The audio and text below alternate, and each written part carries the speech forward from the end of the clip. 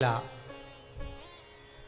मंद प्रारब्ध, दूसरा तीव्र प्रारब्ध और तीसरा तीव्रतम प्रारब्ध। दूसरे नंबर का हमारा कर्म, अगर हमने बहुत बेकार कर्म है, हमारे बहुत तकलीफ है, बहुत कष्ट है, बहुत दुख है, शिव महापुराण की कथा कहती है कि सदगुरु की शरण चले जाओ। संत महात्मा जोगी सन्यासी तपस्वी साधक उपासक कोई सदगुरु के पास जाकर निवेदन करो तो कुछ हमारे पूर्व का करा हुआ पाप कटना प्रारंभ हो जाए। हमारा पुराना पाप धीरे धीरे कटे। सत्कर्म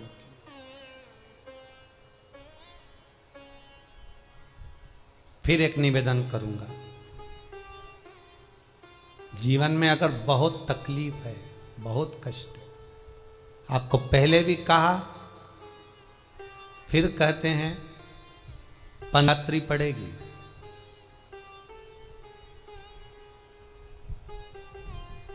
जो माघ महीने में शिवरात्रि पड़ती है उससे भी प्रबल शिवरात्रि। ये शिवरात्रि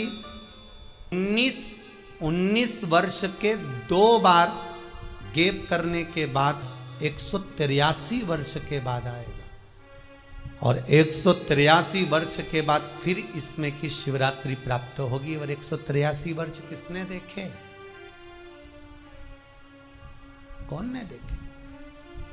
और निवेदन करूंगा, अगर जिंदगी में थोड़ी सी तकलीफ है, दुख है, कष्ट है, परेशानी है, तो उस शिवरात्रि को हाथ से मत जाने दो।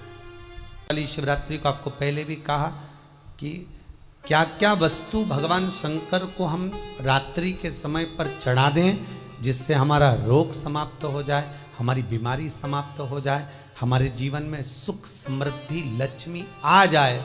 वो समर्पण का भाव। और शिवरात्रि आने में देरी है और आपके जीवन में बहुत कष्ट है, बहुत कष्ट। महाराज 5 कमलगट्टे, 5 बेलपत्र तांबे के लोटे में जल भरकर रख लीजिए। सीधे हाथ पर उस कलश को रखो जिसमें 5 कमलगट्टे और 5 बेलपत्र रखिए। श्री शिवाय नमस्तुभ्यम शिव महापुराण का मूल मंत्र है। जैसे भागवत का मूल मंत्र है ओम नमो भगवते वासुदेवाय, शिव महापुराण का मूल मंत्र है श्री शिवाय नमस्तुभ्यम। इस मंत्र का 5 बार स्मरण कर कर आपको जो तकलीफ है उसको हृदय चित्त से धरकर मस्तक से कलश को लगाकर किसी एकांतेश्वर महादेव पर, एकांतेश्वर महादेव मतलब अपने गांव से, नगर से, शहर से जो बाहर खेड़े में हो, बिल्कुल बाहर, जिस शिवलिंग पर कोई पूजन करने ना जाता हो, एकांत में बैठे हो, जंगल में बैठे हो, कहीं किसी वृक्ष के नीचे विराजमान हो, ऐसे एकांतेश्वर महादेव पर अपनी कामना कर कर वो जल समर्पित कर दो। 1 बेलपत्र, 1 कमलगट्टा उठाकर अपने घर पर लेकर आ जाओ। जो तकलीफ बहुत ज़्यादा हो रही है 5 दिन में आपको मालूम पड़ जाएगा, 5 दिन में अंतर आ जाएगा। शिव का अनुमोदन करो, शंकर का स्मरण करो। महाराज ये अश्विन का जो अधिक मास है 183 वर्ष के बाद वापिस आएगा। योग, ये योग पहले मिल जाता 19 वर्ष में, पर अब मिलेगा 183 वर्ष।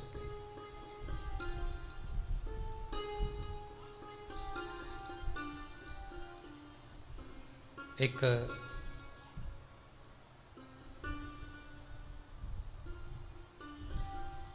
किन्हीं माता जी का एक प्रश्न था, वो ध्यान में नहीं आ रहा है वो कहाँ से थी, कि उन्होंने एक प्रश्न किया था, व्हाट्सएप पर लिखा हुआ आया था कि उनके घर में कोई बहुत ज़्यादा बीमार पड़ा हुआ है और बहुत बुजुर्ग है, लगभग 90-95 साल की हैं और शरीर गल गया, शरीर में अब कीड़े पड़ रहे हैं। सिस्टर को बुलाते हैं, डॉक्टर को बुलाते हैं, तब उनको साफ करते हैं, शरीर इतना गल चुका। उसके लिए क्या करना चाहिए?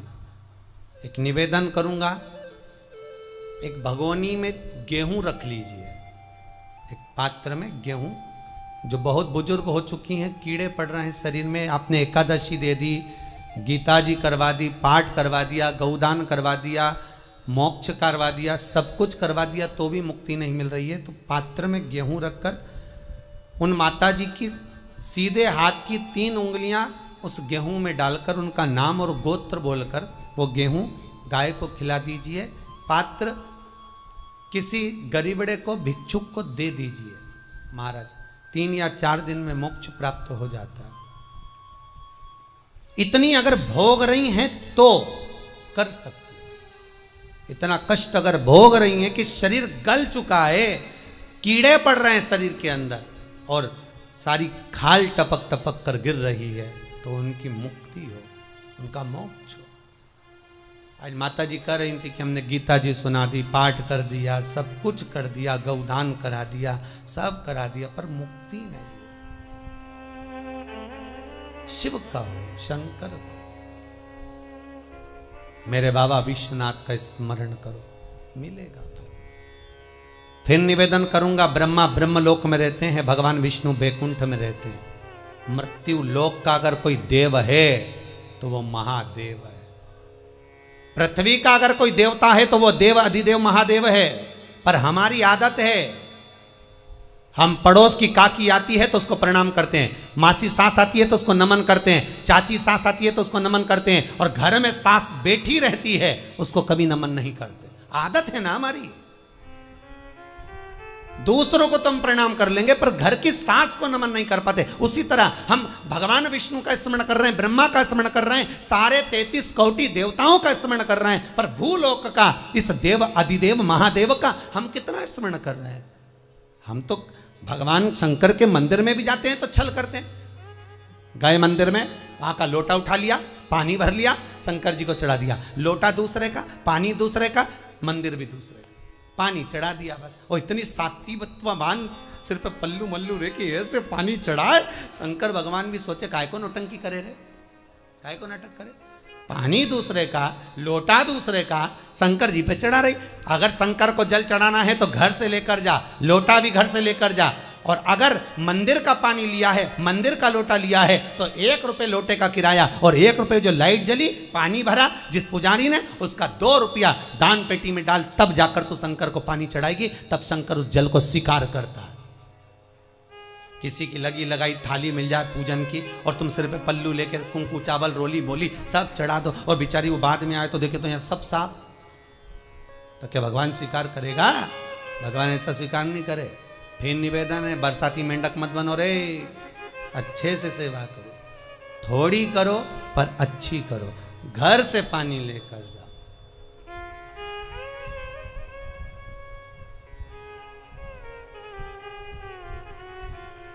कल कोतवाली चौराहे से, हमारे सीहोर के कोतवाली चौराहे से कोई बहन जी आई थी 33 मालपुआ लेके, कहे गुरुजी संकल्प करा दो। हमने कहा पानी लाओ, तो क्या तुम्हारे यहाँ नहीं है? हमने कहा हमारे यहाँ तो कुआं है, लिया। चावल लाओ, तो क्या गुरुजी पूजन मंडप में होंगे ना चावल जरा सा। हमने कहा वापिस घर जाओ, निकलो। कितनी बार भागवत सुनी, राजा बलि के दरवाजे पर वामन भगवान खड़े हैं। राजा बलि वामन भगवान से कहता है, प्रभु आपके एक हाथ में छत्र है, दूसरे हाथ में कमंडल है। तो राजा बलि कहता है आपके कमंडल का जल दे दो, मैं संकल्प छोड़ देता हूं। वामन भगवान कहते हैं राजन, अगर मेरे कमंडल का जल लेकर तू संकल्प छोड़ेगा तो वो संकल्प मान्य नहीं होगा, तुझे स्वीकृत नहीं होगा। किसी की लगी लगाई थाली में से कुंकू चावल चढ़ा दोगे तो कुछ मिलना है क्या? अरे बोलो तो। विष्णु पुराण में तो यहां तक लिखा है कि किसी का लगा हुआ दिया किसी का दिया मंदिर के अंदर रखा था, तुमने अपना डब्बा खोलकर बत्ती निकाल कर उसके दिए में रख कर जला दी और सोच रही है कि मैंने खूब बड़ा काम कर दिया, तो उसका तो फल ही नहीं मिला। विष्णु पुराण कह रही है, खुद का दिया, खुद की बाती, खुद का दीप अगर जलाती तो फल मिलता। किसी मंदिर में तुम रोज डब्बी लेकर जाओ, बत्ती लेकर जाओ, मना नहीं है, पर उस मंदिर में पहले से 5 दिए, 7 दिए, 11 दिए तुम रख कर आओ तो जलाओ। दूसरे के रखे हुए दिए में 50 बार बाती जला कर आना, उसका कोई फल नहीं मिलने वाला, उसका कोई फल नहीं है हमारा।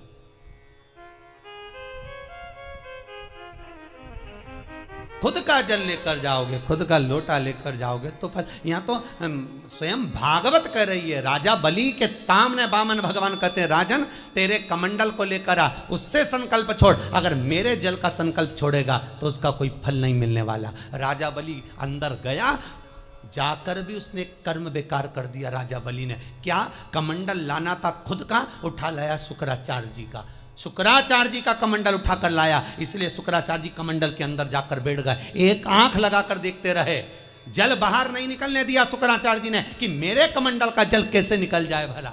फिर भी राजा नहीं माना, तब एक कुसा खींचकर उसकी टोंटी में दी तो शुक्राचार्य जी की आंख फूट गई। शुक्राचार्य जी ने कहा, राजा बलि तू जान नहीं पाया, मेरे कमंडल का जल लेकर गया और मेरी आंख फूटी है, मैं तुझे श्राप देता हूं कि तू सत्ता से विहीन हो जाएगा। राजा बलि की पूरी सत्ता चली गई,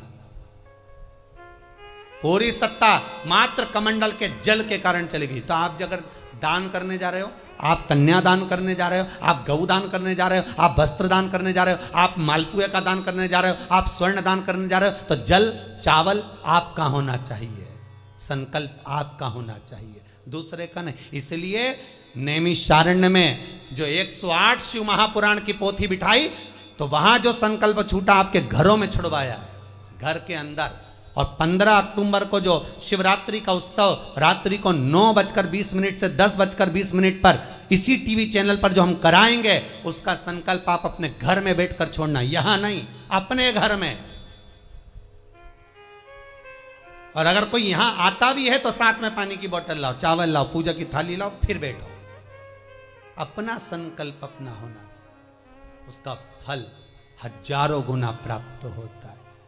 दूसरे का जल, दूसरे का चावल स्वीकार कर लिया, उससे फल की कामना नहीं है, मिलता नहीं। फिर भले 4 घंटे तक तुम ढोलक बजा बजा के गाओ, तांबा का हंडा में तातो धरा पानी, और नींद आए भोला नवा के रहूंगी, भोले को अपना बना के रहूंगी। शंकर भगवान भी बोले पूरी रात गाए तो भी नहीं आऊं मैं, तो गाय को है भोलानाथ।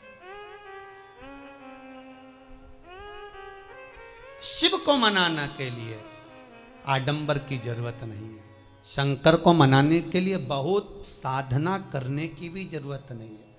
शंकर तो कहते हैं 3 बार ताली बजा दो, बम बम बोल दो, उतने में भी राजी हूं। पानी नी भी चढ़ाए चलेगा, ताली नी भी बजाए चलेगा, बम बम नी भी बोला चलेगा। शंकर का शिव महापुराण की कथा कहती है, इतना भी ना बने तो मेरे मंदिर के सामने से निकल कर चले जा, उतने में भी कल्याण कर दूंगा। ये भी ना बने तो मेरे मंदिर का शिखर देख ले, शिखर दर्शनम सर्व पाप नाशनम, मात्र शिखर का दर्शन कर लेने पर भी मैं तेरे पाप छिन्न कर देता हूं, समाप्त कर देता हूं, तेरी जिंदगी खुशियों से भर। शिव करें उतने में भी संतुष्टि है।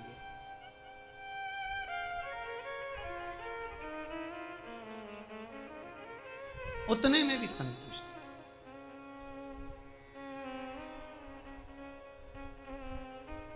शंकर का अनुमोदन करने वाला, शिव का स्मरण करने वाला है।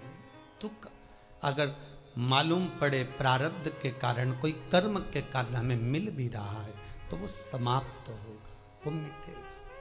और बाबा से कहते रहना ना, भोला सब दुख काटो मारा, बाबा बस कृपा कर कर मेरे दुखों को काटिए। बाबा बोले शिव उस बुजुर्ग से कहते हैं, तुम्हें कर्म का भोग भोगना पड़ेगा। बाबा ये कर्म का भोग मनुष्य क्यों भोगता है? शंकर कहते हैं, पूर्व में जो कर कर आए हो उसके अनुसार फल मिलता है।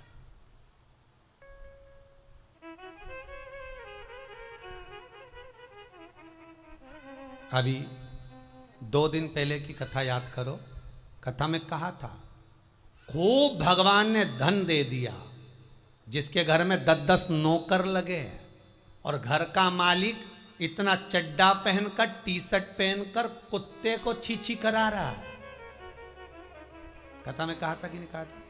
तो किसी ने प्रश्न किया था, गुरुदेव इनके घर में 10-10 नौकर लगे, इनके घर के बच्चों को तो नौकरानियां पाल रही, दासियां पाल रही, और सेठ जी अच्छा चड्डा पहन के, टी शर्ट पहन के कुत्ते को छी करा रहा। तो ये कहीं लिखा, अरे गरुड़ पुराण उठाकर देखो ना, ये भी कर्म का भोग है कि तेरे घर में 10 नौकर काम कर रहे हैं और कुत्ते को छी मॉर्निंग वॉक में तू करा रहा।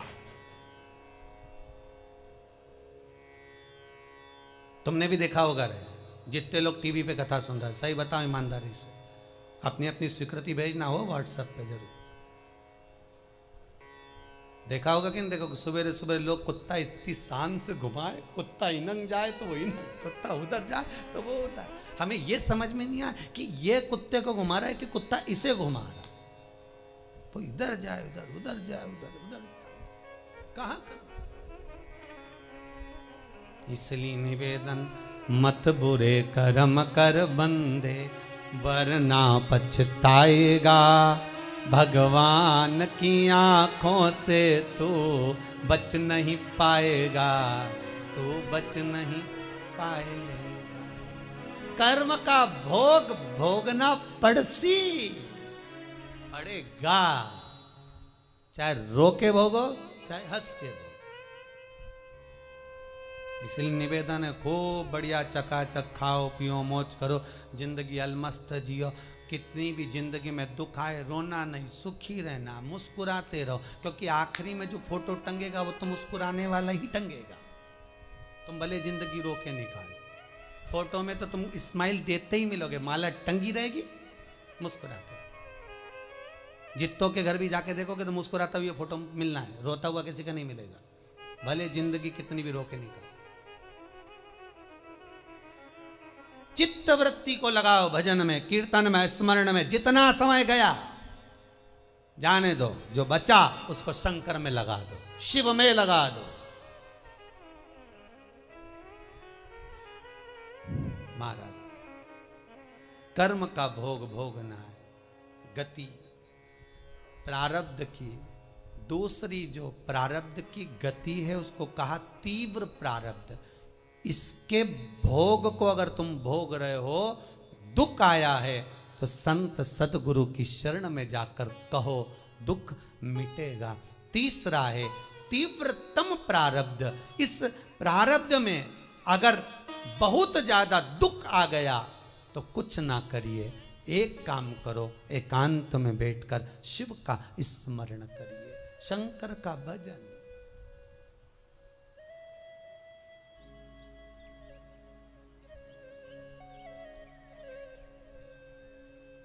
बटकेश्वर महादेव और पिपलेश्वर महादेव,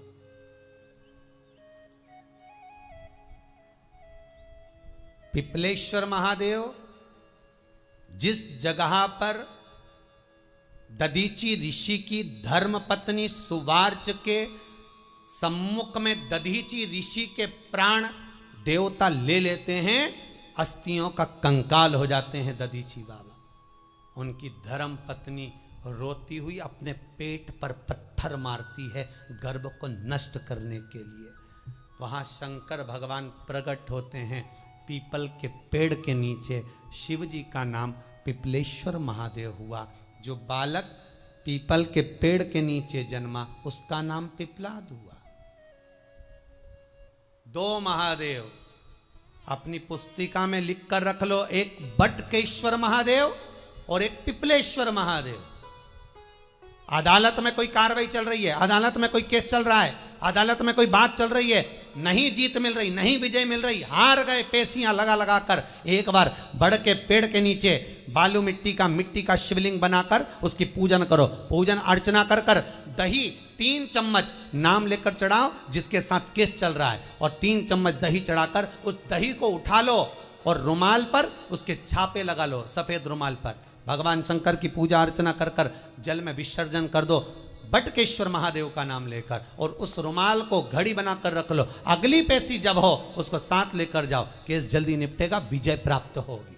मात्र 3 सोमवार करिए बटकेश्वर का स्मरण। उसी तरह पिपलेश्वर महादेव, कितनी भी बड़ी जिंदगी में रोग हो, चाहे कैंसर जैसा हो, लीवर हो, किडनी हो, कितना भी बड़ा रोग हो, भगवान पिपलेश्वर महादेव का स्मरण करिए। पीपल के पेड़ के नीचे शंकर भगवान के शिवलिंग का निर्माण कर कर उसकी पूजन अर्चना करिए, उस पर शहद चढ़ाइए। पीपल का वृक्ष, आंवले का वृक्ष, शमी का वृक्ष, बेलपत्र का वृक्ष, ये औषधि पूर्ण है महाराज। डॉक्टर ने कह दिया डायलिसिस कराना जरूरी है, तो एक बार इस शिव महापुराण का उपाय जरूर करना। डायलिसिस कराने से पहले 5 छोटे छोटे पीपल के पत्ते लेना, शंकर जी का शिवलिंग का निर्माण पीपल के पेड़ के नीचे करना। मट्टी का पार्थिव शिवलिंग निर्माण कर कर उसकी पूजन कर कर बेलपत्री 5 चढ़ाकर 5 पीपल के पत्ते, 5 शमी के पत्ते शंकर पर चढ़ा देना। आरती पूजन करना। शमी का पत्ता बेलपत्र छोड़कर 5 पीपल के पत्ते उठा लेना। जिस व्यक्ति को डायलिसिस का बोला है उस व्यक्ति को 5 पत्ते पीस कर छान कर पिला देना। 3 दिन बाद फिर जाकर डॉक्टर को चेक करवाना, डॉक्टर डायलिसिस का मना कर देगा, लीवर किडनी अपना काम करना प्रारंभ कर देगा। पिपलेश्वर महादेव की पूजन, पीपल के पत्ते की औषधि जीवन का सुख दे जाती है। कोई पिपलेश्वर महादेव सहज नहीं है महाराज। कितना विचित्र वर्णन है, प्रैक्टिकल जरूर करना। सीओर वाला महाराज कहीं झूठ तो नहीं बोल रहा, और व्हाट्सएप पे लिखकर भी भेजना करा कि नहीं करा, क्योंकि शिव महापुराण की लेखनी है। वेद व्यास जी महाराज वर्णन करे, गलत नहीं कर सकते। किसी को बहुत खून निकल रहा है, बहुत एक्सीडेंट हो गया, खून पर खून निकल रहा है, उसको अगर होश है और वो होश में है तो 5 पीपल के पत्ते किसी भी वृक्ष के तोड़कर पिपलेश्वर महादेव का नाम लगकर उसको खिला दो, चबा चबा कर, उसी समय खून निकलना बंद हो जाएगा, रक्त बंद। पिपलेश्वर महादेव का मात्र स्मरण ही सुख दे जाता है, आनंद की अनुभूति करा देता है। मात्र पिपलेश्वर महादेव। बहुत बड़ा ऑपरेशन कराने जा रहे हो तो उसके 15 दिन पहले पिपलेश्वर महादेव का पूजन कर कर, अर्चना कर कर, भगवान शिव का स्मरण कर कर, पीपल के पत्ते की माला बनाकर हनुमान जी को चढ़ाकर फिर ऑपरेशन के लिए जाओ, जिससे दूसरी बार ऑपरेशन की जरूरत ना पड़े। शरीर का जिसका ऑपरेशन है वो अच्छा हो जाए। श्रेष्ठ पिपलेश्वर महादेव, भगवान शिव औघड़ दानी।